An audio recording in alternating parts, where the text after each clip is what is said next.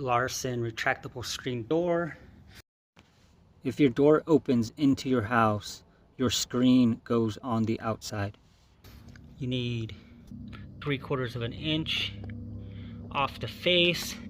I will show you right now. This door I'm doing is not typical. Usually you'd be installing these.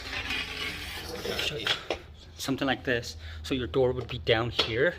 So your threshold would be down here. And you would install these down here. Well, that's not possible with this door. With a regular door, let's just say your threshold is down here. So you would install it like so. It would be sticking up. I would say about 3/4 of an inch we have back here. And then you would install this ramp right here. So you would have a ramp that ran up to close that gap. So I don't have that here.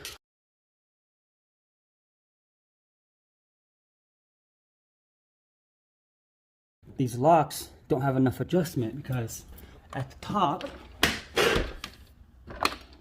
it's hitting. This needs to be in here, but as you can see it's too tall and I've already adjusted it all the way in. I do have a fix for this. We are gonna modify this rail to make it work because I want to sit this thing flush. I don't want it 3/4 of an inch off. I don't know how I'm gonna modify this. These right here slide. Well, as you can see,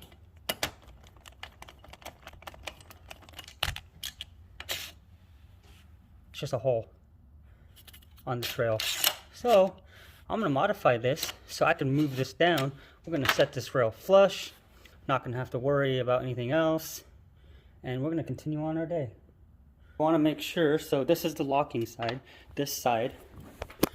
Locking side meaning when you pull it halfway, we'll drill some holes, top and bottom, and this screen would always be closed until you unlock it. So the excess door will always open and the locked one will stay locked until you unlock. The rails, this is made for a 68 inch. This will be right there. So you can see how much it sticks off. I'm gonna have to cut this rail down. You have 58.5 inches. 68, which is the size of the actual rails now, and we subtract how much our door opening is. So mine's 58.5. 68, we're starting with 68. The measurement in the opening from here to here, 58.5. We subtract that, these two, we get 9.5 inches. It's telling us we need to add 1 7/8 to the 9.5, which gets us 11 3/8 of an inch. That is how much we cut off. So we take the rail, here's the full length rail. We start at the end, we measure 11 3/8. So that is the cut. We cut this off to fit in this space here. Both rails, top and bottom. All right, that measurement we took earlier from the longest point, as you can see the notches there. So from the longest point, got our metal blade. You can just use a hacksaw. I have this hacksaw. So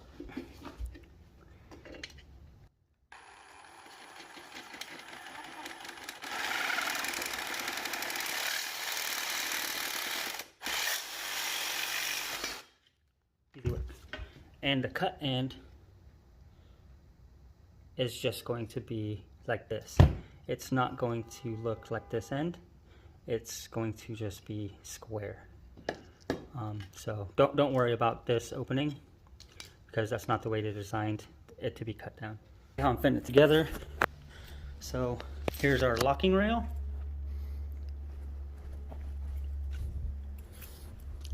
Here's the one that always slides. I have them face down, so they're face down. So I'm going to slide these rails in. I'm going to slide the rails in. I'm going to have it setting right here. So When I'm done, all I have to do is stand it up. That's why it's upside down or face down. All right, let's get the first rail slid in. So the first rail goes like this. As you can see, the frays are on the front side. The notch is on the front side. The bottom has this channel right here in the front, and there's a lip here. So this channel meets with that lip. So it's straight. The front here meets right here. So just like so. Get that in the channel. Get the front in there. Make sure we have our screen pulled flat.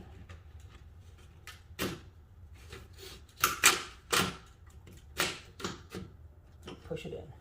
So I would like to bring up also, if your threshold is on the ground, this bar is going to be sticking up. So this bar here, this rail, is going to be sticking above your threshold.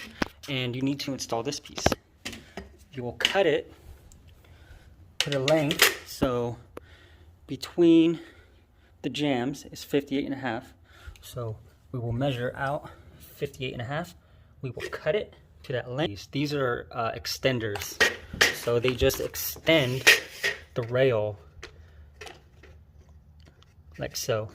So if it doesn't go all the way to the end, so there's a little groove here, or the channel, and it fits right in there. So you're going to want to slide this on before. So make sure your ramp is on your channel before you put your screen on the actual door casing. Same on the other side. Pull our screen a little bit. Make sure our channel on the channel meets with this lip. Get our front in. Make sure our screen's pulled out. Push all the way in. Do the reverse on the top.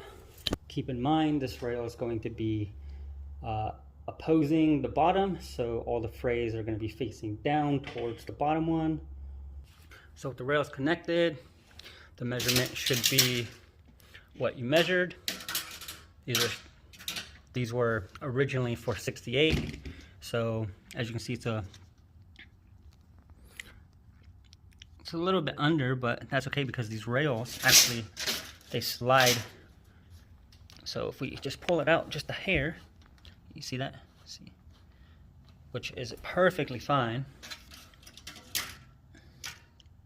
That's what it's meant to do. And see, now it's 68. So whatever measurement you measured to, it should equal that.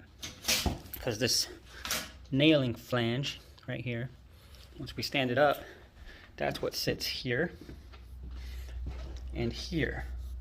And on mine's different. Yours should be square. It shouldn't be radius like this because you won't have anything to screw into. So actually this needs to come out all the way. And here's the example what I mean. See how it's square. So that's the nailing flange right there.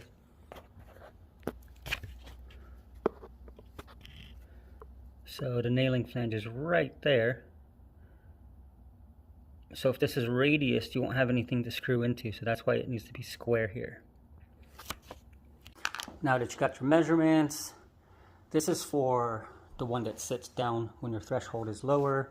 So when your actual threshold here is down on the floor, we will just stand it up.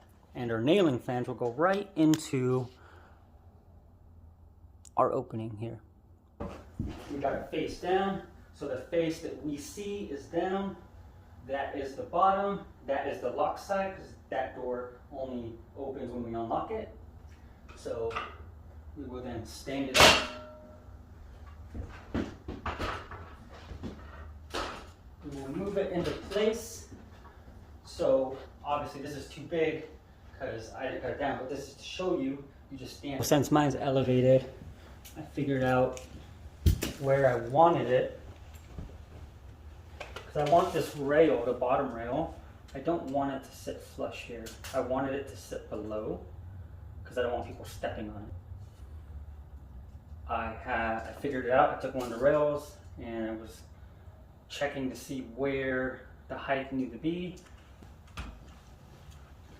Rails all together. Pick it up. You might need 2 people for this. This one is cut down quite a bit, 58.5 inches, which is enough for me to grab. Any more and it's too much. I don't know if you can see it from there, but the rail sits below. And these rails only have 2 mounting points, top and bottom. And that is it. Bottom, top. I pulled out the trusty laser so that I can check both sides. Started on that side, screw on the bottom, screw on the top. I moved my contraption over here that holds it up. I'm using cardboard as spacers on top. And now that side matches that side perfectly with the laser. Now I'm going to screw it into the other side.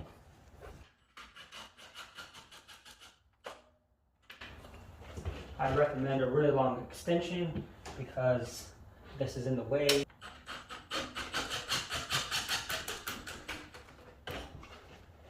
I'm only going to run it most of the way in, and I hand tighten almost everything because it does not need to be over tightened. These are small screws.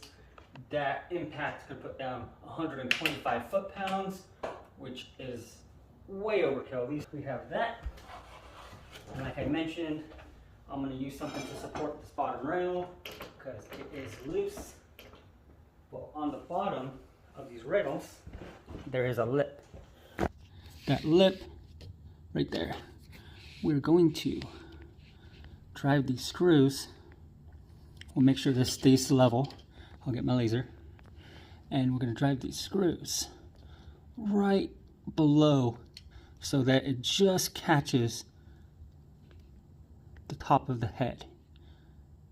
And that'll keep it against, and it'll keep it from pushing down. Like I said, I got my laser, so I can tell that it's not sagging. As you can see, the rail is perfectly level. Now I'm gonna drive those screws into the bottom. I'll probably put 3 in there. 1, 2, 3, wherever my finger is. There, yeah, right there. All right, now for the last part, we gotta do these. The factory holes are lower. Since I changed this, I'm gonna make new holes. So this is a modification to the original, because there's not enough adjustment to do what I did. So move that, move this up higher than it originally was. As you can see, it does have an adjustment, but it just wasn't enough for me. Same here. This one is just loose. So here's what I'm doing. So what I want to do here is close this. I want it to line up kind of centered with the windows so that it looks aesthetically pleasing. But then once I do that, I'm going to close this one and make sure it still looks good with the door. And it does. Lined up with the window and the door, it looks really good. So what I'm going to do, I already marked it, but my pin there with my Sharpie, I marked it. That's where I'm going to drill my hole. Once I get this hole drilled, I'll mark the top and I'll drill the top. Just finished. Looks really good. It's very nice.